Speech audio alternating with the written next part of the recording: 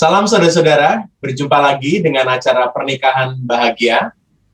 Saya Hendra Setia Prasaja. Acara ini adalah acara kerjasama dari YKB dan Bina Warga. Dan bersama-sama dengan kita hadir para pasutri yang akan berbagi pengalaman seputar kehidupan pernikahan. Dan hari ini kita akan ditemani Pendeta Budiman yang akan memantik diskusi kita pada saat ini. Dan kita akan banyak bicara soal hubungan antara mertua dan menantu. Mari kita mengawali acara kita dengan berdoa. Saya boleh mengundang Pendeta Jimmy untuk berdoa bagi kita. Silakan. Senang sekali sahabat Pasutri untuk pertemuan kita hari ini. Mari kita awali dalam doa. Kita berdoa. Bapa di dalam surga, kami bersyukur kami boleh berkumpul sebagai komunitas pasutri. Biarlah Tuhan acara ini boleh menjadi kebaikan bagi pasutri-pasutri yang akan melihat, perhatikan, menghayati, sehingga obrolan hari ini sungguh-sungguh Tuhan menjadi berkat dalam kehidupan rumah tangga setiap pasutri yang memperhatikannya. Pemantik diskusi kami, Pendeta Budiman, dan Kau akan memberkati kami semua dalam setiap kapasitas kami yang akan bersharing maupun menanggapi. Tuhan, terima kasih untuk kehidupan pernikahan kami yang terus Engkau berikan kebaikan. Dalam nama Tuhan Yesus Kristus kami berdoa. Amin. Amin. Amin. Terima kasih Pendeta Jimmy. Bersama-sama dengan diskusi percakapan kita ini, hadir juga Ibu Grace bersama dengan Pak Hadi, juga tadi Pendeta Jimmy bersama dengan istrinya Ibu Tika, dan juga tentunya Pak Arlianus. Dan tentu kita akan bersama-sama berbagi banyak hal. Bapak dan Ibu bisa juga menanggapi di kolom chat, dan semoga diskusi kita memberkati. Bicara soal hubungan menantu dan mertua, tentu ada setiap relasi diwarnai dengan kebahagiaan, tetapi juga tidak jarang malah diwarnai dengan situasi yang menghasilkan kesedihan. Bagaimana relasi menantu dan mertua yang baik dan juga bagaimana cara untuk menjaga hubungan itu, kita akan obrolkan pada kesempatan ini. Langsung saja untuk mengawali diskusi kita, Pendeta Budiman akan berbagi seputaran menantu dan hubungannya dengan mertua, mengawali diskusi kita. Silakan Pendeta Budiman. Terima kasih Pendeta Hendra, juga Pak Arlianus, Pak Jimmy dan Pak Hadi, Ibu Grace, juga Bapak Ibu dan saudara-saudari sekalian di rumah masing-masing. Izinkan saya berbagi slide yang saya siapkan, saudara ya. Ya, Bapak Ibu sekalian, ada kuis seperti ini. Seorang guru berbagi kuis kepada anak-anak. Siapa wanita di Alkitab yang paling bahagia? Menurut Bapak Ibu siapa? Kalau yang sudah tahu jawabannya, ya sudah ya pura-pura tidak tahu begitu. Ada anak mengatakan Esther, ada anak mengatakan Miriam. Dan si guru berkata, salah. Yang benar adalah Hawa. Mengapa Hawa? Karena Hawa tidak punya mertua. Anekdot ini tentu sebuah kelakaran begitu ya, tentang candaan, juga sebuah ya bisa jadi kenyataan bagaimana hubungan orang tua dan mantu seringkali berjalan dengan banyak catatan di dalamnya. Bahkan suka ada orang yang memberikan nama sebuah jenis tanaman sansevieria, yaitu lidah mertua. Saya pernah tanya, kenapa sih nama lidah mertua? Itu Pak, karena lidahnya panjang, ya kan? Panjang dan seperti berputar begitulah. Seperti itulah lidah mertua. Saya pikir mengerikan sekali. Apa yang mau digambarkan dengan lidah mertua yang demikian tajam, panjang, dan memutar itu? Jadi memang itulah kurang lebih anekdot-anekdot yang ada di sekitar relasi mantu dengan mertua. Banyak orang mempunyai gambaran yang buruk tentang mertua.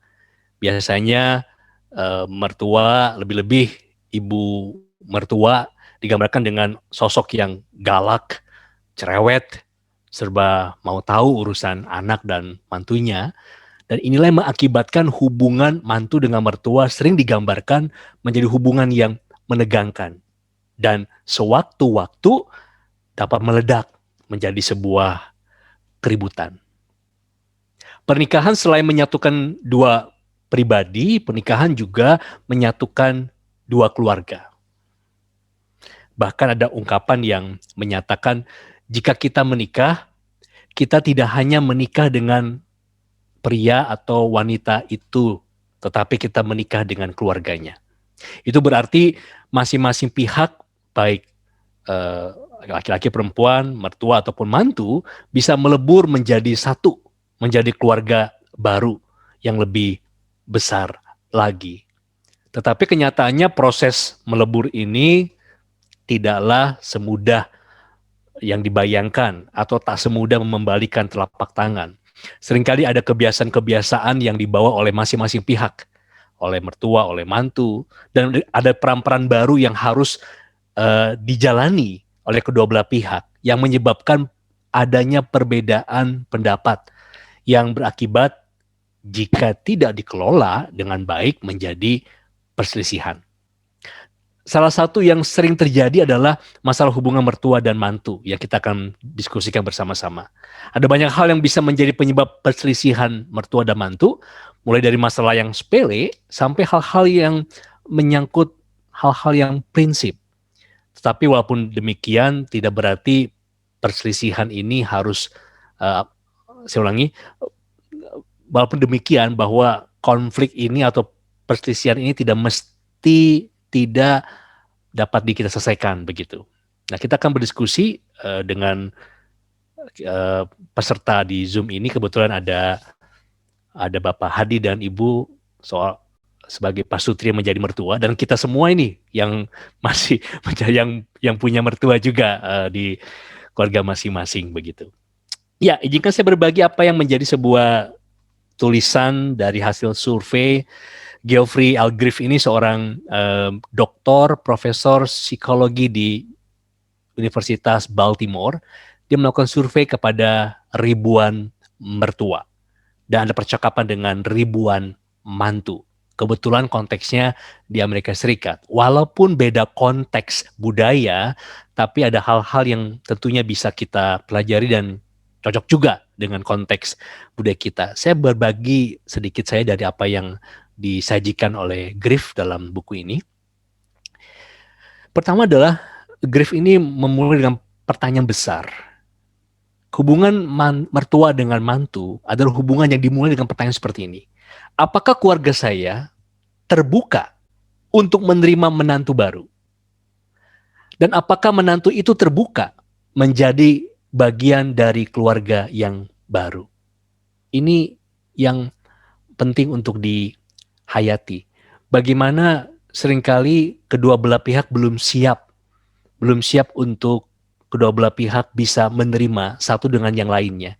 Dalam sebuah pemahaman bahwa ada keluarga baru di mana kalau spiritnya tiap-tiap orang bisa menerima, baik itu mertua menerima mantu menerima mertua, ini sebuah awal yang baik untuk memulai sebuah penerimaan, sebuah keluarga yang baru. Pertanyaan kedua, kalau kita mau ambil dari apa dikatakan Griff ini, yaitu seperti ini. Yang menarik adalah bagi saya, pengalaman mertua dalam hidupnya selalu membuat mertua itu ingin menjadi mertua yang baik. Termasuk kalau mertua ini pernah punya pengalaman menjadi mantu yang mungkin dia mendapati orang mertua yang galak begitu, yang sering melukai, tetapi ia akan berupaya menjadi mertua yang baik. Apa yang dikatakan Griff adalah semua ibu-ibu ingin menjadi mertua yang baik. Ini perlu digarisbawahi. Jadi tak ada seorang ibu yang tidak ingin menjadi mertua yang baik bagi mantunya. Dan pertanyaan ketiga, kalau ada perselisihan, pertengkaran, perbedaan pendapat, Griff mengajak kita untuk yuk kita lihat apa yang menjadi pemicunya. Temukan itu, sumbernya itu. Seringkali hubungan mertua dengan mantu yang menjadi pemicu adalah kecemburuan. Si mertua cemburu dengan mantunya yang sebutlah dekat sekali, kompak sekali, harmonis sekali, enjoy sekali dengan anaknya. Atau sebaliknya, si menantu cemburu dengan mertuanya, khususnya mertua ibu kalau mantunya perempuan, khususnya mertua ibu yang dekat hubungannya dengan suaminya, dengan pasangannya. Ternyata memang catatan yang diraih oleh Griff itu ada banyak konflik bermula dari pergesekan itu adalah karena kecemburuan di kedua belah pihak. Bagaimana bisa menyentuh tentang kecemburuan ini? Kedua belah pihak perlu menyadari bahwa baik mertua sayang kepada anaknya, disadari itu, dan baik mantu melihat dan baik mertua melihat mantunya juga sebagai sosok seorang yang mengasihi anaknya. Nah, dari sini pintu untuk mulai terbuka saling kepemahaman. Apa yang digambarkan tentang relasi ini sempat dibuat infografis oleh Saya Besarkan Dia, oleh Tirto, tentang menantu perempuan versus ibu mertua. Alasan menantu perempuan cekcok dengan ibu mertua. Dikatakan bahwa alasannya itu, sang menantu bukan pasangan pilihan mertua, mertua tidak menyetujui pernikahannya, menantu gagal menyesuaikan diri di rumah, lalu tentang kematangan emosi kedua belah pihaknya rendah, kompetisi saat keduanya hidup serumah, dan berebut perhatian suami, istri, atau orang tua dan anak begitu. Maka setidaknya ada dua saran dari seorang penulis, yaitu Apostolo dan Breslau, untuk menantu. Dikatakan seperti sarannya, tunjukkanlah dan yakinkan mertuamu kalau kamu adalah pasangan terbaik untuk anak mereka. Sebelum menikah, usahakanlah jalin hubungan dekat dengan calon mertua. Sedangkan saran untuk mertua adalah, jadilah temannya, bukan ibunya.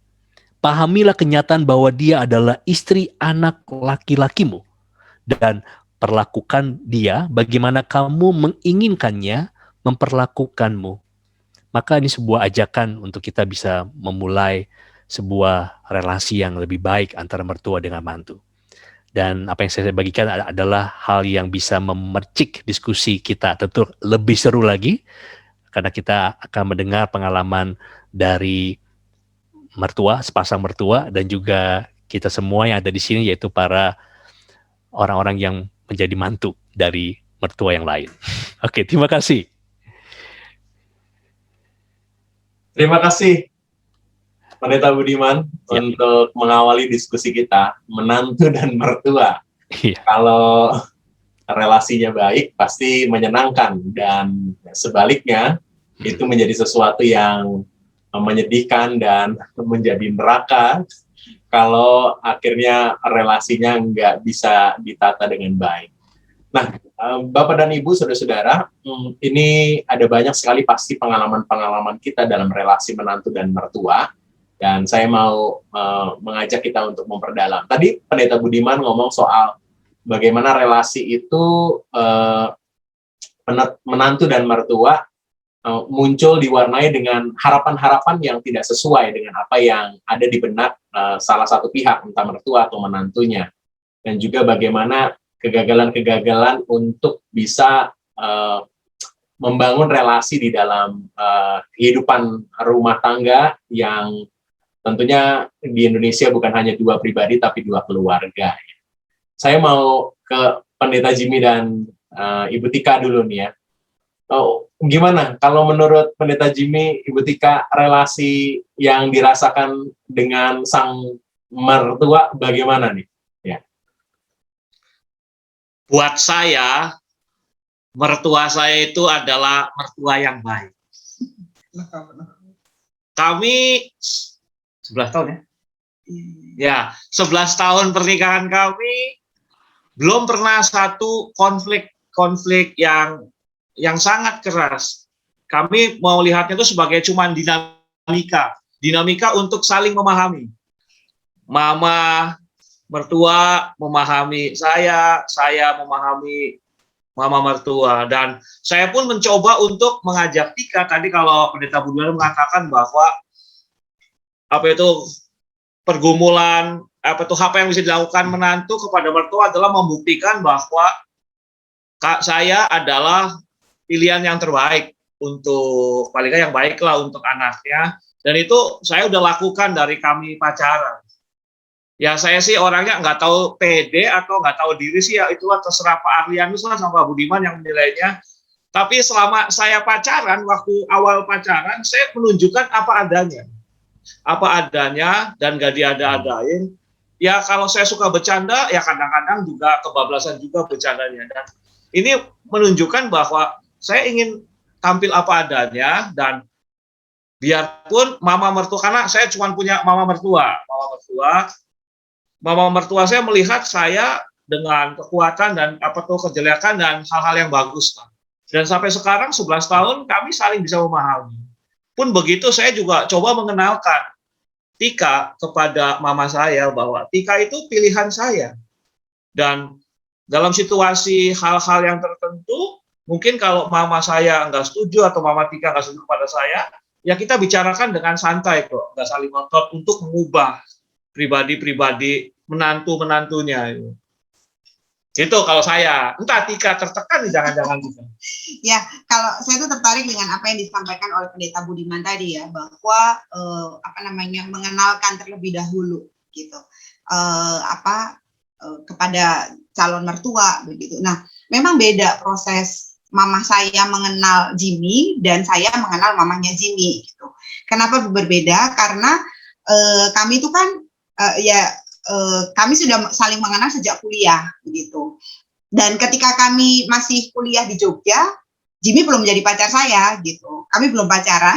Nah, tapi Jimmy ini memang sering banget main ke rumah gitu. Dan ya mama saya selalu ingat gitu bagaimana ketika Jimmy main ke rumah yang ada itu selalu menghina gitu ya, atau ya sebenarnya cuma bercanda sih gitu. Dan sering bercanda sama mama saya karena memang keluarga saya itu punya kebiasaan temannya anak-anaknya itu teman mereka begitu. Jadi teman-teman saya udah pasti akrab dengan mama saya gitu. Hingga pada suatu ketika saya kemudian mengatakan kepada mama saya, "Mah, Tika pacaran sama Jimmy." Lalu mama saya cuma bilang gini, "Hah, Dek, ya ampun kok sama itu?" Begitu ya. Mama saya cuma kaget gitu. Apa gak ada yang lain? itu wajar, kekagetan memang wajar itu kalau dia kaget, kalau mama kaget wajar sekali. Ya. Iya, mama saya karena ya mungkin karena mama saya nggak pernah membayangkan bakal punya menantu seperti Jimmy gitu ya, yang kalau misalnya datang ke rumah minta makan gitu, "Bu, ada makanan nggak, Bu?" gitu. Lalu ketika udah dikasih makanan, "Ya ampun, Bu, kok cuma bayam sama lele?" gitu. Lah itu udah gratis, masih menghina pula begitu kan. Nah, itu prosesnya ketika Jimmy berkenalan dengan mama saya gitu. Sehingga ketika akhirnya kemudian kami berpacaran, Jimmy juga jadi jauh lebih bisa mengenal mama saya gitu, karena memang ya dari dulunya seperti itu gitu. Tapi berbeda dengan saya gitu, dengan ketika mengenal mamahnya Jimmy. Kenapa? Karena saya itu mengenal ketika saya udah nggak di Jogja lagi gitu. Kami pacaran itu kan ketika kami nggak di Jogja gitu. Nah, ketemunya ya hanya sesekali gitu. Sempat memang rasa punya deg-degan, aduh gimana ya gitu ya, punya ketemu sama calon ibu mertua begitu. Nah, saya waktu itu cuma berpikir, ya udahlah kan ya, saya waktu itu masih berproses di sebuah jemaat. Jadi saya cuma pikirnya, ya udah saya di jemaat saya bisa berelasi dengan wanita yang parubaya begitu ya, yang lebih tua dari saya cuma itu aja gitu pikirannya. Sehingga kemudian saya berelasi dengan calon ibu mertua, tapi nggak sering gitu, sangat tidak sering gitu. Jadi berbeda begitu. Kalau Jimmy sangat sering berelasi dengan mama saya karena dia kemudian menjadi teman mama saya gitu ya. Kalau saya enggak gitu, karena jarang ketemu, bahkan jarang banget ketemu gitu ya, sampai akhirnya kemudian menikah gitu. Nah, ketika menikah memang ada banyak hal yang ya sudah pastilah ya, kalau ini minta maaf karena ini saya perempuan jadi mungkin rada sedikit lebih baper begitu ya Bu Kris ya. Kalau perempuan biasanya kalau laki-laki udahlah nggak apa-apa, baik gitu. Nah, tapi memang ketika berjumpa dengan ibu mertua begitu ya, yang kemudian tinggal lebih kami jarang sekali bisa berbulan-bulan tinggal bersama gitu, paling lama sebulan gitu ya, zaman sebelum corona ketika mamah mertua datang ke Jakarta gitu. Nah itu yang kadang-kala kemudian apa ya, kok begitu ya, kadang-kala ada muncul rasa-rasa yang gini, saya merasa saya mengelola rumah tangga dengan baik kok, di sela-sela ketika saya harus bekerja gitu.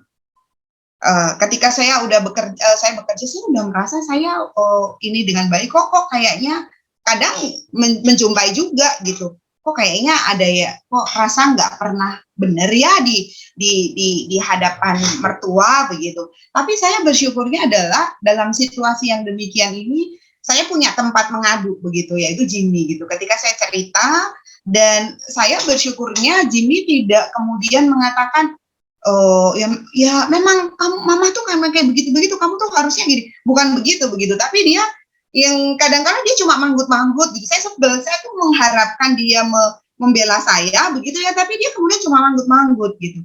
Cuma belakang saya menjadi lebih mengerti, coba seandainya dia kemudian membenarkan mama saya atau membenarkan saya, mungkin akan menjadi hal yang akan menjadi konflik yang berbeda begitu. Karena justru Jimmy-nya lebih oh ya udah cuma ya udah gitu ya. Itu yang kemudian justru lebih membuat saya, menenangkan saya, dan saya ikut-ikutan ngomong ya udah. Nah lalu yang kedua, ketika saya tidak terlalu punya relasi yang karena kami jarang ketemu ya, dulunya hampir nggak pernah ketemu. Cuma saya bersyukurnya adalah saya juga jadi punya tempat bercerita tentang suami saya gitu. Mama saya itu selalu mengatakan begini, kamu kalau punya persoalan tentang suamimu, jangan pernah ceritakan ke mama. Tapi terserah cerita ke siapa, ke keluarganya Jimmy, tapi nggak boleh ke keluargamu. Tapi kalau kamu punya persoalan dengan dirimu, boleh cerita ke mama. Tapi kalau persoalan itu terkait sama tentang suamimu, jangan pernah ceritakan ke saya. Itu mama saya waktu itu berpesan seperti itu sama saya. Sehingga saya sempat rada frustasi juga gitu ya ketika saya mendengarkan nasihat ini gitu. Tapi betul ketika saya mulai merasa rada sebel gitu ya sama Jimmy gitu ya. Misalnya naruh barang sembarangan atau apa begitu ya, atau misalnya ada hal-hal tertentu yang saya kok rasanya kayak begini banget sih gitu ya, misalnya tentang pengelolaan keuangan lili gitu ya. Saya kemudian ketika ada mertua saya cukup bercerita gitu, mah saya tuh gini gitu ya, dengan sedikit keberanian. Dan saya kagum adalah ketika mertua saya tidak membela anaknya gitu. Dia nggak dibela begitu sama ada yang bela saya.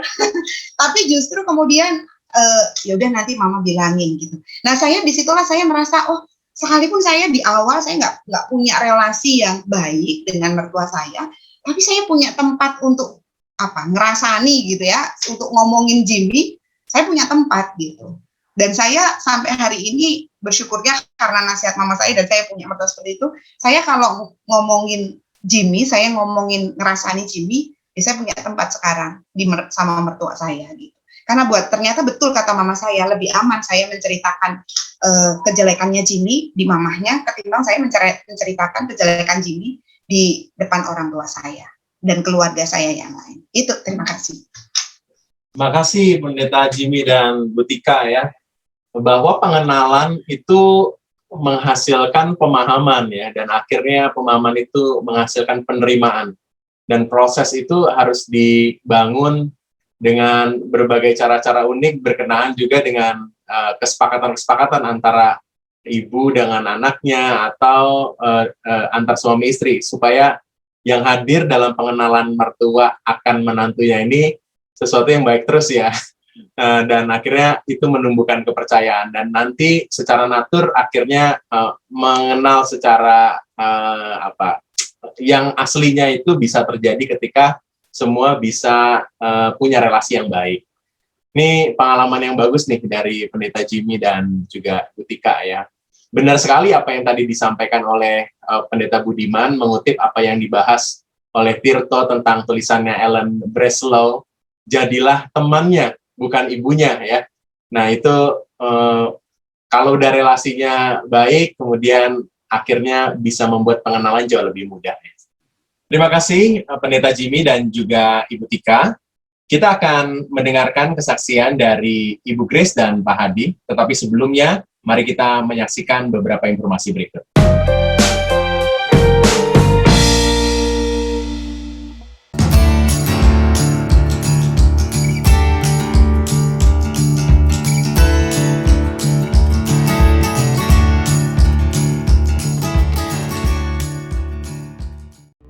Sahabat, mari dukung pelayanan dan pekabaran Injil melalui YKB dengan membagikan link acara ini kepada sebanyak mungkin orang. Dukungan juga dapat saudara lakukan dengan mentransfer dukungan finansial ke rekening BCA ke nomor 450 305 2990 450 305 2990 atas nama Yayasan Komunikasi Bersama.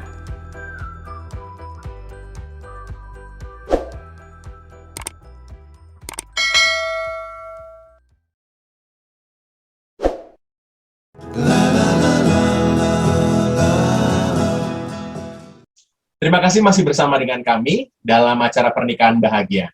Kita sedang membahas tentang hubungan mertua dan menantu. Dan saat ini kita mau meneruskan acara kita dengan mendengarkan kesaksian dari Ibu Grace dan Pak Hadi. Sebagai mertua nih Bu ya, gitu ya. Bisa berbagi nggak ya Pak Hadi, Bu Grace ya, kalau sang menantu nih gimana ya? Nggak ideal menurut kita. Lalu apa yang biasanya mertua rasakan dan juga apa yang mau dilakukan sebenarnya dan apa harapannya begitu? Boleh nggak berbagi-bagi? Ini saya bukan mendahului, tapi maksudnya emang tadi dari penjelasan Pendeta Budiman kan ibu-ibu sekalian ya, dan memang yang saya ciriin tuh ya, entah ini mitos, entah ini memang beneran ya. Yang paling krusial tuh relasi mertua perempuan dengan menantu perempuan itu ya. Ya pertama-tama sih jauh sebelum itu ya, saya ini dari pihak kacamata kami ya, kami itu mempersiapkan dan memang bersyukur juga punya kesempatan untuk mempersiapkan relasi kami jauh-jauh ya. Sebelum itu saya pikir anugerah dari Tuhan ya. Relasi Pak Sutri kita berdua jauh sebelum anak menikah ya, ketika mereka masih SMP bahkan ya. Terus tahun 2003 juga saya kebetulan ingat 25 tahun pernikahan saya dengan Pak Arlianus ya Pak ya, pertama kali sharing untuk by Jim ini ya. Jadi sampai sekarang itu sangat mengasah ya menurut saya ya. Jadi bermula dari relasi kita dulu, terus itu mengasah bagaimana nih kalau anak-anak menikah ya. Jadi semakin itu yang saya garis bawahi ya, semakin juga supaya kita bisa membekali ke anak. Kebetulan anak kami 2 sepasang, maksudnya tuh yang besar perempuan, artinya saya punya menantu laki-laki, yang kecil laki-laki, saya punya menantu perempuan. Dua-duanya mereka kuliah di luar, di Amerika ya, tapi dua-duanya menikah dengan orang Indonesia, maksudnya dengan sini. Jadi pengalaman kami sih pertama menantu laki-laki itu sih saya jujur boleh bilang terus terang, anak saya perempuan. Nah di situ saya juga belajar ya, itu dengan mertuanya itu benar-benar otoriter, malah bukan mertua perempuan, mertua laki-laki sangat otoriter ya. Terus tadi ada yang digarisbawahi oleh Pak Pendeta Budiman, penolakan ya Pak ya dari awal itu juga ada ya. Jadi boleh dibilang bagaimana perasaan saya sebagai ibu ya anak perempuan. Tapi udahlah, kebetulan juga bersyukur mereka nggak tinggal di sini, tinggalnya sana di Amerika sana jauh ya. Itu menantu saya yang laki. Tapi kami tetap sejak mereka menikah, saya menganggap menantu laki-laki ini kita rengkuh dia ya, sebagai anak kita, maksudnya dalam tanda kutip ya, sebagai anak. Itu yang di sana ya. Jadi sekarang yang saya mau ceritakan justru tadi hubungan mertua perempuan dengan menantu perempuan. Anak saya ini terpaut 6 tahun, jadi jauh. Jadi yang besar menikah 2009, yang kecil menikah 2015, jauh memang. Lalu yang kecil ini apalacur udah ditakdirkan, apalacur Tuhan menginikan pulang. Ya, jadi setelah dia kuliah, dia kerja selama 7 tahun kurang lebih ya, dia udah selesai master, kerja 7 tahun di sana, dia pulang. Dia itu kemauan dia sendiri, dia pulang. Tapi pada waktu itu dia pulang tahun 2015 dan menikah, dia kembali lagi juga ke sana, tapi memang dia udah rencana mau pulang. Waktu dia kembali lagi ke sana, jadi menikah 2015, ini yang saya mau itu. Dia bilang dia mau pulang, kita nih berdua nih, terutama saya bilang, Pak, yuk kita menyiapkan hati kita nih. Soalnya agak riskan, ini menantu perempuan ini. Dijawab sama Pak Hadi apa? Ya kamu, bukan saya yang mesti nyiapin. Loh iya, saya bilang, saya tahu saya, tetapi juga saya minta dukungan. Nggak mungkin saya sendiri. Barangkali nanti saya keselio ngomong, apa gitu, ya tolong saya diingatkan. Jadi satu hal yang saya sangat bersyukur, hubungan kami ini nih, selama bertahun-tahun, ya terlebih lagi sejak 2003 ya Pak Aranus ya, terus setiap tahun kita retreat ya. Jadi itu sangat jarak antara keberbedaan kami itu lebih solid lagi. Itu yang saya sangat syukuri. Sehingga ketika kita menghadapi juga, kita udah tahu nih, mertua perempuan dan anak perempuan. Jadi menyiapkan hati, itu yang saya bilang. Sebelum pulang, ini salah satu contoh. Pada waktu menikah aja, menantu perempuan saya ini juga, dia sama-sama lulusan di sana. Menikah di hotel. Terus sudah gitu, biasanya kan Sabtu, Minggu, terus Minggu tuh pulang ya ke rumah. Dia bilang apa? Selasa dia mau balik lagi langsung ke Amerika. Enggak, dia perpanjang hotel. Dan itu orang tua yang perempuan, besan saya. Perpanjang aja, stay di hotel. Karena dia takut, dia bilang. Anak saya menyampaikan, dia takut konflik dengan saya. Oh, saya close mulut, saya nggak komen, saya nggak apa. Udah dapat kita bayangkan. Jadi dia nggak pulang. Jadi mamahnya membayarkan itu hotel, perpanjang langsung sampai Selasa, koper segala boarding dari hotel langsung ke kita nganterin sih. Tapi itu satu hal, saya udah mulai menyiapkan itu yang saya bilang, menyiapkan hati dengan Pak Hadi. Lalu setahun kemudian dia pulang, saya ulangi lagi, yuk Pak kita nyiapin hati. Pulang juga sebetulnya dia nggak mau menantu perempuan saya ini untuk stay karena dia takut, dia bilang lebih baik jauh tapi manis gitu daripada dekat. Saya udah tahu nih, jadi ya udah. Tapi saya cuma bilang sayang kan uang untuk apa misalnya sewa apartemen, rather than untuk sewa apartemen lebih baik untuk membangun rumah kamu. Memang dia lagi bangun rumah gitu ya. Oke. Nah tapi terus akhirnya jadi juga dia. Jadi stay di saya di rumah saya nih 1,5 tahun ya Pak ya. 1,5 tahun kurang lebih dia pembangunan rumahnya. Di rumah saya juga nggak ada siapa-siapa, cuma saya berdua. Kakaknya kan di sana, di Amerika sana. Jadi, nah ini saya benar-benar menyiapkan hati. Satu yang saya ituin, hal masak-memasak. Saya ini punya embok, saya udah lama nggak pernah memasak. Embok saya sejak saya zaman masih belum menikah.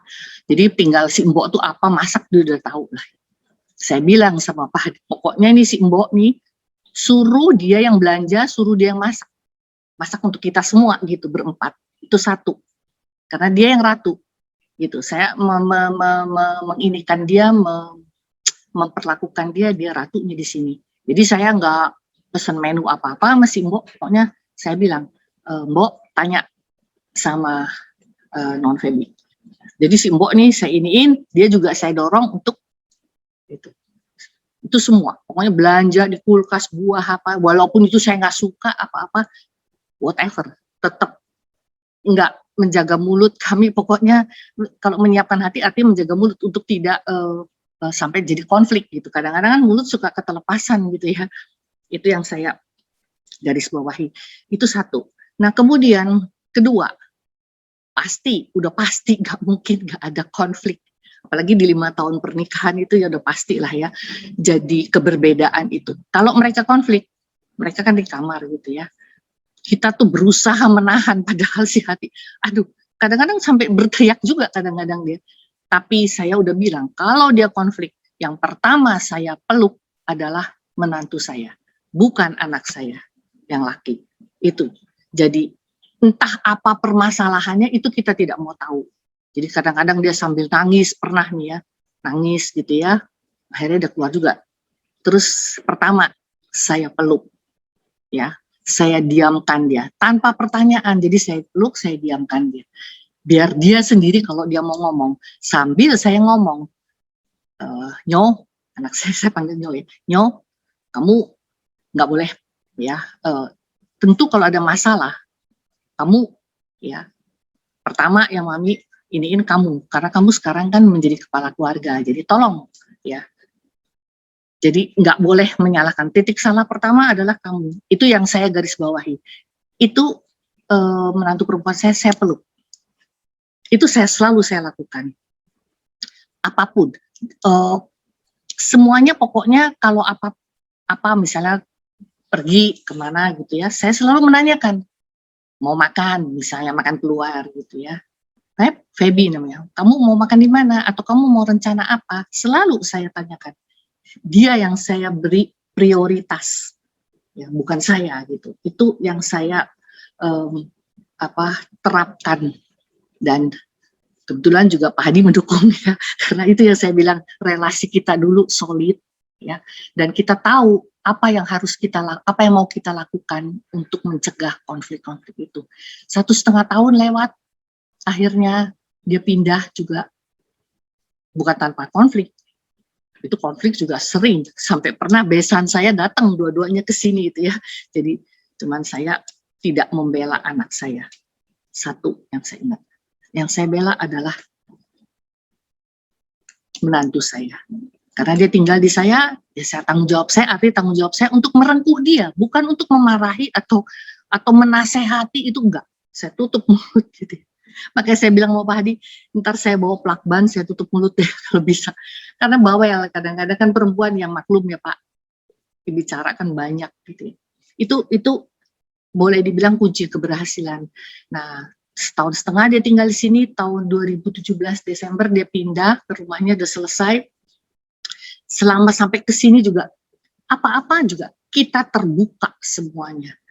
Sampai soal keuangan kita juga, kebetulan ini satu bidang ya, anak saya satu bidang dengan Pak Hadi ya, jadi menantu saya itu saya perlakukan, pokoknya kita terbuka, karena saya berpikir juga, once kita juga nggak ada ya, semua juga apa yang kita ini kan untuk mereka, itu dulu dari itu ya. Jadi mengenai keuangan juga ya, saya terbuka, kebetulan dia accounting, di sana lulusannya, anak saya kan sivil ya, jadi dia accounting, dan perusahaan Pak Hadi juga sekarang kita di audit ya, perusahaan sejak tahun 2015, dia cepat memang, dia punya CPA, jadi dia ngaudit. Nah, kita awali dengan terbuka, dia juga dengan terbuka, nggak ada dia ya, sampai sekarang saya masih bersyukur nggak ada halangan-halangan apa-apa. Makanya sekarang ketika pandemik ini juga, kamu bayarin itu mami gitu ya, saya beli apa gitu, shampoo apa ya otomatis dia. Jadi ini yang saya bilang, kita yang mengawali dulu, kita mau terbuka, kita mau merengkuh dia, pasti bisa. Padahal awalnya dia udah mencanangkan, dia nggak mau lagi, habis menikah aja dia tinggal di hotel langsung jalan gitu, dia takut dibilangnya.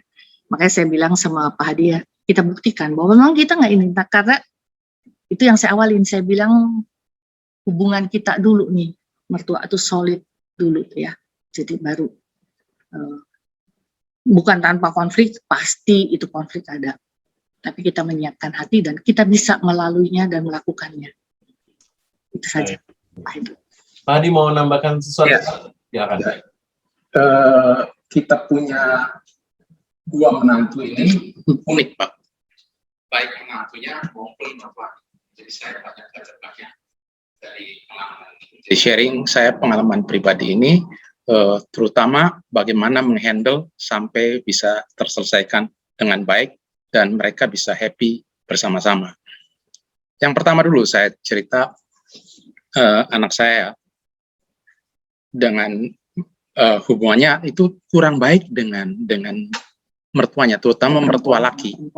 Karena kita punya anak perempuan. Yang di Amerika. Yang di Amerika itu hubungannya tidak baik. Karena dari awal itu sudah ada penolakan. Dari mertua laki. Ya, jadi kita bagaimana menghandle ini?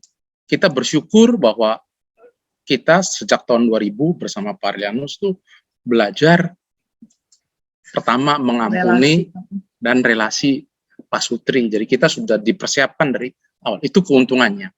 Bagaimana mengatasinya? Jadi saya waktu itu saya panggil dua-duanya bersama kita diskusikan masalah terhadap orang tua Edwin ini, orang tua laki dan ini. Jadi di situ kita tidak membela anak saya. Jadi prinsip saya pertama kuncinya adalah tidak pernah membela. Kita mendiskusikan, men-sharingkan bagaimana yang terbaik, solusi terbaik. Jadi itu kita lakukan bertahun-tahun sampai saat ini, walaupun ada gesekan, tetapi tidak menjurus ke arah yang tidak baik. Jadi hubungannya jadi semakin baik. Walaupun sampai saat ini, dengan sangat menyesal, walaupun kita sudah berusaha, hubungan anak saya dengan mertua laki perempuannya itu masih belum beres. Tapi saya percaya someday akan menjadi baik. Nah, bagaimana mengatasinya? Jadi itu antara lain ya, waktu kita ke sana dan kebetulan dia melahirkan, itu kita dukung penuh. Walaupun ada pertentangan dari mertua laki perempuan mengenai anaknya harus dididik secara Katolik dan lain sebagainya, tapi kita dukung penuh. Kita tidak membela anak saya, tapi saya bilang itu adalah terserah Edwin. Keputusan di tangan Edwin. Kita hanya mengikuti saja. In case ada sesuatu, saya akan turun tangan. Gitu. Jadi itu aja. Nah sekarang menantu kedua, antik juga. Tapi bersyukur kita mempunyai besan, baik besan laki dan besan perempuan itu luar biasa. Soalnya mereka juga itu sudah mengikuti pasutri. Jadi mereka mau mengampuni. Itu konsepnya pertama mau mengampuni. Yang kedua mau merangkul dan mau mendekati gitu. Kadang-kadang kita nih ya gengsi, kita tidak mau mendekati menantu kita, orang tua, karena apalagi misalnya saya yang terus terang saya yang ngongkosin semua gitu. Jadi saya punya hak gitu. Tidak demikian dengan mertua besan saya yang perempuan maupun laki itu. Mereka merangkul anak saya. Walaupun anak saya ini sampai saat ini tuh ada kurang baik hubungannya terutama dengan mertua perempuannya gitu. Tetapi berkat mereka itu mau merendahkan diri, jadi anak saya otomatis dia hubungannya jadi makin lebih baik. Gitu. Demikian juga waktu anak saya dan Feby menantu saya itu tinggal di sini selama 1,5 tahun. Konflik sering terjadi, tetapi kita datangin mereka dan kita rangkul. Dan kita tidak pernah membela anak saya. Saya tidak pernah sekalipun membela anak saya. Jadi yang kita bela adalah menantu kita. Karena menantu kita itu adalah pengganti dari kita untuk mengasuh anak saya. Ya kira-kira demikian dari saya. Semoga sharing ini bisa bermanfaat. Makasih Pak Hadi dan Bu Grace ya. Dari apa yang disampaikan, beberapa kali Bu Grace dan Pak Hadi mengulang ya soal merangkul, mengampuni, itu menjadi bagian penting ya. Bagaimana kunci utama betul. Bagaimana kita menantu maupun juga mertua itu harus mengawali semuanya ini dengan sebuah niatan memang membangun relasi menjadi baik ya. Ketika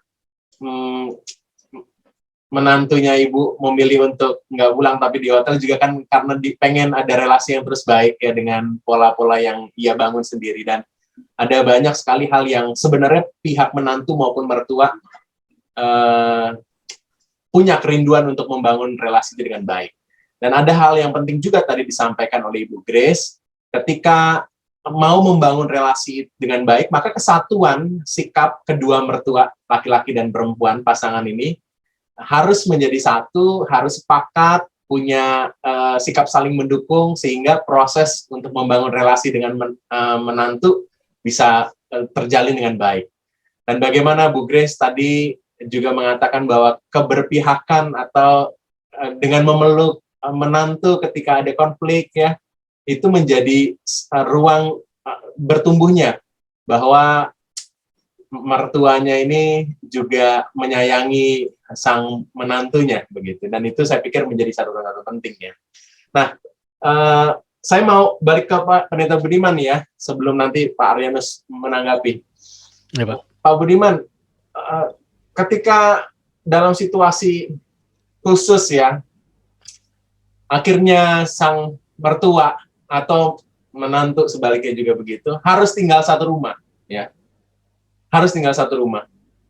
Apa yang pertama kali harus dilakukan ya supaya relasinya ini terus baik ya? Kan ada pepatah mengatakannya jauh harum bunga, dekat bau tai begitu.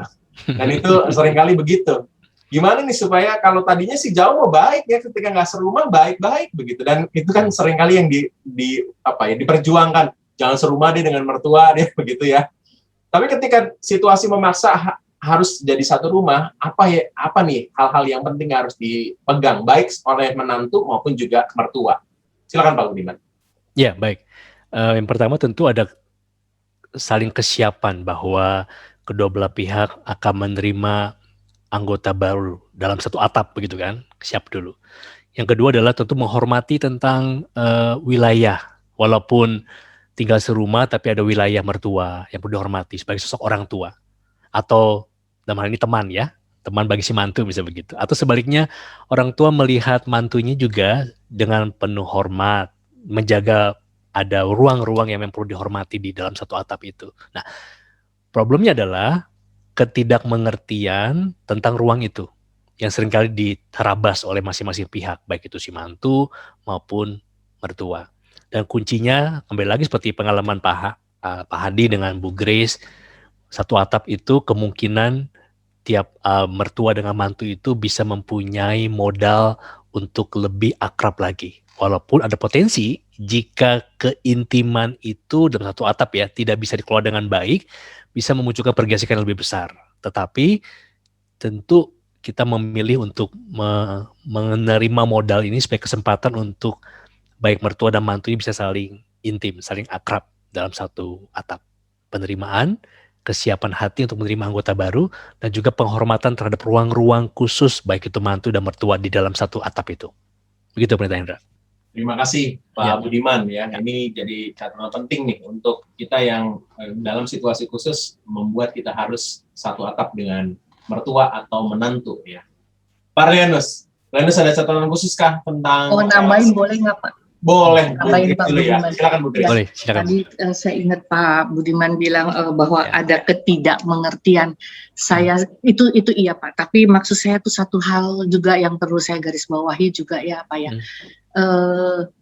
Rendah hati. Kita mau merendahkan hati ya. Betul. Untuk pengampun, boro-boro pengampunan yang mengatakan sorry itu ini tua loh gitu ya. Situ kan generasi muda. Masih muda gitu ya. Iya, jadi nggak keluar ini di mulut gitu tuh. Umumnya yang saya ituin. Nah, itu yang saya bilang, saya sepakat dengan Pak Hadi ya. Pokoknya kalau kita salah kita harus berusaha membiasakan oke, Mami minta maaf gitu. Ada sering sih kalau salah, oh sorry ya Feb, oh gini. Nah dari situ tuh jadi nggak kita, gue tua, gue mesti kamu mesti follow us gitu ya, enggak. Itu rendah hati ya Pak ya. Tapi betul. Saya pikir itu bisa ya. Kadang-kadang orang tua tuh enggak, pokoknya apa-apa yang itu saya benar. Gengsi ya satu. Terus kedua juga aku lebih banyak makan asam garam, Mengeraskan hati. mengeraskan hati. Nah itu yang saya bilang, saya selalu berdoa minta ya. Nah itu yang di relasi Pak Sutri ya Pak, by Jim ya Pak. Kita memang harus benar ya, kalau ketika kita dekat nih berdua nih relasi ya, kita berdoa. Ayo menyiapkan hati itu apa? Rendah hati itu yang susah, apalagi ini terhadap ini lebih muda loh. Kamu tahu apa sih itu loh? Itu. Baik, ya. Itu. Jadi ini kerendahan hati penting banget ya, karena tanpa punya kerendahan hati, hati yang terbuka, nggak bisa mengampuni ya. Iya, mengampuni. Akhirnya nggak bisa memaafkan juga. Iya. Terima kasih Bu Grace untuk hal yang penting nih ya. Pak Lianus, silakan Pak. Terima kasih Pak Hendra. Sebenarnya dari yang disampaikan Pak Budiman, sharing Pendeta Jimmy, Tika, dan Pak Hadi, sebenarnya itu udah sangat-sangat komplit ya. Jadi saya hanya menegaskan beberapa hal ya. Yang pertama tadi soal pertanyaan Pak Hendra itu terakhir. Kalau tinggal di rumah mertua, ya udah jelas tadi yang Pak Budiman sampai sudah jelas. Kalau menurut saya, tapi yang paling penting adalah menantu kalau tinggal di rumah mertua, bukan karena dipaksa mertua ya, tapi memang karena keadaan tertentu mesti di rumah mertua. Ya itu rumah mertua patuhi sesuai dengan peraturan rumah mertua. Harus itu. Bersyukur kalau Anda punya mertua kayak Ibu Grace. Aman. Jadi dua belah pihak kan ini menyesuaikan diri. Mertua udah menyiapkan diri. Nah dari catatan sharing teman-teman, saya ingin menegas satu hal dari Jimmy tadi. Ini yang paling penting, yang sering sekali tidak dilakukan oleh suami. Yaitu apa? Menegaskan kepada mamanya bahwa Tika adalah pilihan saya. Jadi walaupun tidak melakukan penilaian ketika ada persoalan, tetapi bahwa keberpihakan kepada istri itu harus, nggak boleh. Oh saya netral, nggak bisa. Keberpihakan kepada istri itu wajib hukumnya, ya. Sampaikan kepada mama, karena mama tidak akan sakit hati. Tapi kalau kita netral nggak pernah menegaskan itu, gampang tersinggung ini pasangan sebenarnya, ya itu.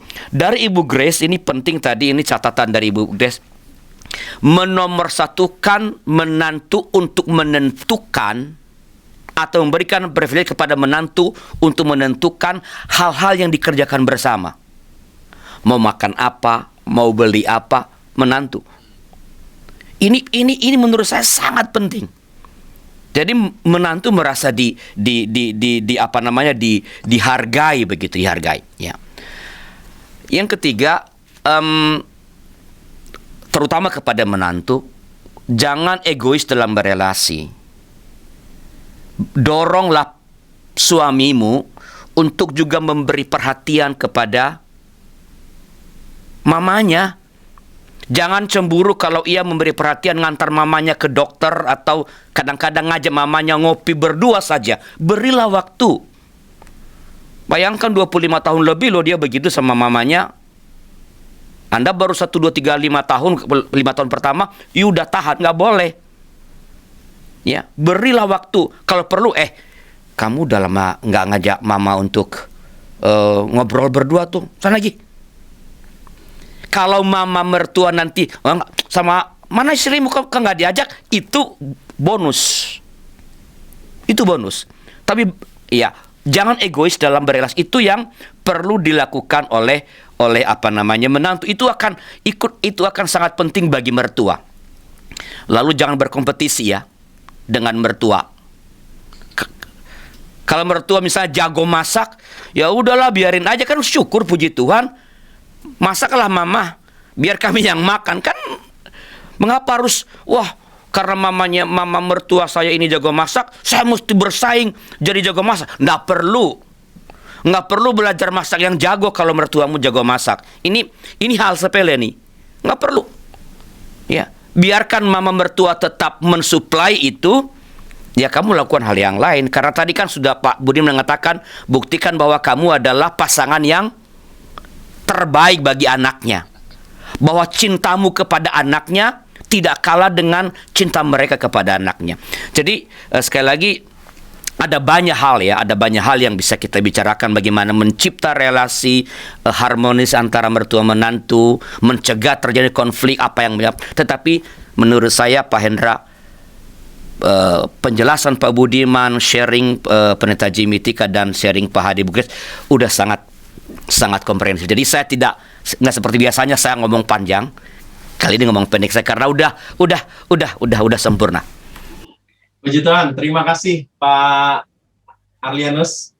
Nah, adakah yang mau menyampaikan satu kalimat penutup dari Pendeta Jimmy dan juga Bu Tika atau Bu Grace dan Pak Hadi atau Pak Pendeta Budiman? Silakan.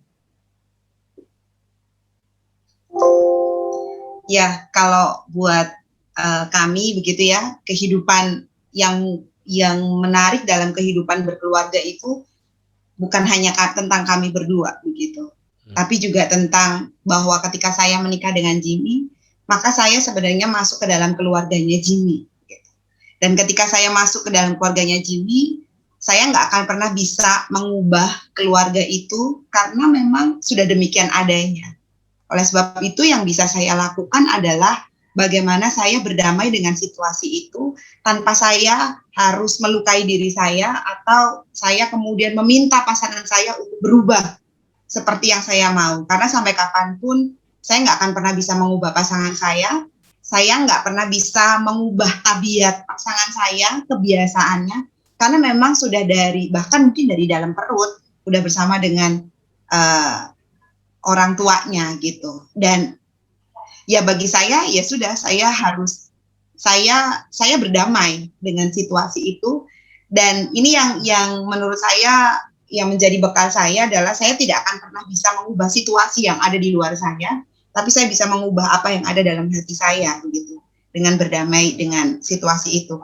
Dan biasanya itu menolong saya untuk bisa menerima situasi keluarga yang sangat jauh berbeda. Saya Jawa, Mama Jimmy, dan keluarga besar Jimmy Cina dengan segala macam tradisinya. Begitu pula dengan Jimmy. Yang Jimmy saya tahu betul bagaimana dia berusaha sedemikian rupa beradaptasi dengan keluarga saya yang sangat berbeda caranya. Kalau kami punya masalah biasa apa-apa diselesaikan, ayo duduk bareng, lalala lili begitu. Tapi kalau dengan model keluarganya Jimmy, ya sudah begitu. Berbeda cara penyelesaiannya, dan ya saya tahu betul bagaimana dia berusaha beradaptasi, dan lagi-lagi dia pun tidak berusaha mengubah saya seperti kemauan orang tua dan bahkan seperti yang dia mau. Terima kasih. Ada Bu Grace, Pak Hadi, atau Pendeta Budiman? Grace, silakan. Iya, tadi yang Pak Arlianus bilang itu ya, ketika kita memberi gitu ya, sekarang yang saya rasakan ya beruntung kalau ada menantu seperti Tika ya dari awal sudah memahami ini. Tapi kan tadi yang saya bilang kalau menantu saya belum nih, mendingan dia bayar hotel 2 malam langsung direct terbang ke Amerika balik ya. Itu dia udah bener-bener jaga jarak. Tapi itu yang saya bilang ya, dengan berbagai macam lika-likunya, up and down-nya, yang ketika dia 1,5 tahun di saya sampai dia udah pindah sekarang, artinya sekarang 5 tahun dia udah di Indonesia. Finally nih sekarang saya merasa rileks dan dia juga merasa rileks. Boleh dibilang dua-duanya nih happy, enak-enak gitu ya. Kadang-kadang yang tadi Pak Radus bilang, dia mesti men-serve gitu, kadang-kadang udah tuh anterin tuh mami tuh, itu pernah dia ngomong gitu dia. Bahkan waktu saya pernah di opname muntaber di rumah sakit Puri, itu dia ngurusin segala macam, dia yang datang gini-gini, si Kiki nggak bisa diharapin deh Mi, dia bilang gitu. Udah dia, jadi membuat kita juga relax. Artinya apa yang kita tanamkan finally kita mendapatkan juga gitu loh. Hubungan yang baik itu tuh relax gitu, damai, nyaman di hati. Dia juga relax gitu, nggak sungkan-sungkan ngomong sama papahnya gini, Pah gini. Sama saya juga nggak sungkan-sungkan, bener-bener udah lepas. Baik, gitu. Baik. Ini kalau berhasil jadi semua senang jadinya. Pak Arlianus atau Pendeta Budiman? Pak Ya. Budiman dulu deh. Oke, baik. Pak Linus closing ya. Oke. Bahagia itu sebuah pilihan. Maka pernikahan bahagia, relasi dengan mertua dan mantu juga bahagia karena kita mau memilih menjadi bahagia bersama dengan pasangan, juga bersama dengan mertua dan mantu kita. Begitu. Terima kasih Pak Ya. Budiman. Pak Lianus. Ya, tak ada yang ingin digantikan dalam hidup ini sebenarnya. Dia ingin diakui. Jadi mertua tadi sudah dikatakan oleh Pak Budiman, jangan memperlakukan dia sebagai anak karena itu bukan anakmu. Dan sang menantu nggak perlu juga. Anda mungkin tidak ingin ada orang yang menggantikan mamamu, tapi itu bukan ibumu, tapi respeklah dia layaknya ibumu. Ya, sekali menantu jangan bilang ini bukan anakmu. Jadikan dia sahabatmu. Dan mertua memang tidak ada yang bisa menggantikan ibumu, tapi perlakukanlah mertuamu sebagai ibumu. Itu saja. Puji Tuhan, kita berbagi banyak hal dan mendapat banyak hal nih ya. Baik menantu maupun juga mertua sama-sama merindukan sebuah relasi yang baik dan membahagiakan. Konflik nggak bisa dihindari, tapi harus dikelola. Dan ketika mampu mengelola konflik itu, akhirnya menghasilkan sebuah relasi antara menantu dengan mertua yang luar biasa bahagia. Ruth dan Naomi menjadi dua perempuan yang relasinya tadi menantu dan mertua, tapi menjadi relasi sangat-sangat bersahabat dan saling dukung satu dengan lain. Semoga kita juga boleh mencapai relasi itu.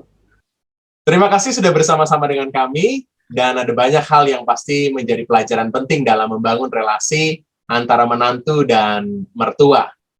Kita ada di penghujung acara kita, dan bagi saudara-saudara yang memerlukan konsultasi dalam hubungan pasutri, saudara-saudara bisa menghubungi beberapa rekan kami.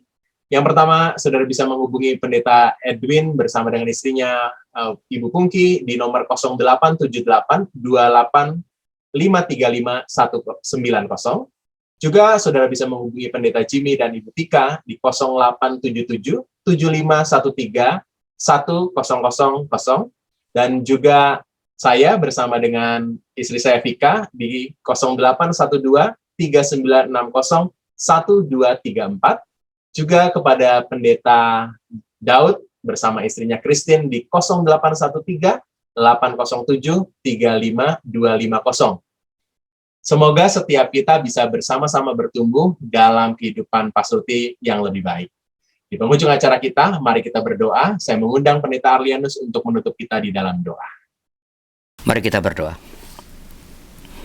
Tuhan, kami bersyukur padamu atas banyak pasangan-pasangan yang memiliki hubungan yang sangat baik dengan menantunya, dengan mertuanya, karena kesiapan diri, karena keinginan untuk membangun relasi yang semakin baik, saling menghormati, dan karena ingin memberikan yang terbaik dalam cara bukan cara diri, tapi cara yang diharapkan, diinginkan oleh menantu atau oleh mertua. Kami berdoa bagi banyak pasangan-pasangan yang relasi sebagai mertua menantu tidak berjalan dengan baik. Mungkin karena tidak ada kesediaan untuk memaafkan, mungkin karena masing-masing bertahan pada caranya masing-masing dalam membangun relasi. Berikanlah hati yang lembut untuk segera dapat memulai relasi yang baru. Dan bagi pasutri-pasutri yang tidak dapat lagi mengelola dengan baik relasi itu dan mengancam keharmonisan keluarga, beri keberanian kepada mereka Tuhan untuk mencari pertolongan, baik kepada pelayan-pelayan Tuhan di gereja, para pendeta, maupun kepada profesional yang dapat menolong mereka supaya kebahagiaan yang Engkau sediakan bagi setiap pasangan suami istri, bagi setiap orang tua juga dapat kembali mereka alami. Inilah doa kami Tuhan, demi Kristus Tuhan kami yang hidup kami berdoa. Amin. Terima kasih saudara-saudara sudah bersama-sama dengan kami. Kita akan berjumpa lagi dalam kesempatan lainnya. Tuhan Yesus memberkati.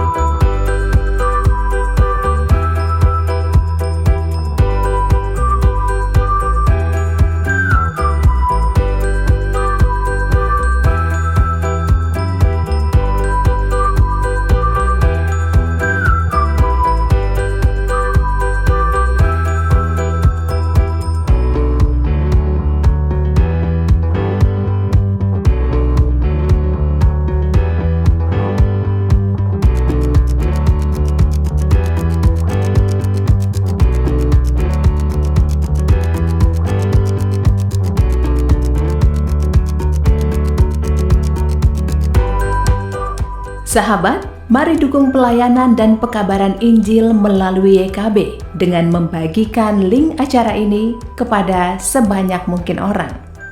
Dukungan juga dapat saudara lakukan dengan mentransfer dukungan finansial ke rekening BCA ke nomor 450-305-2990 atas nama Yayasan Komunikasi Bersama.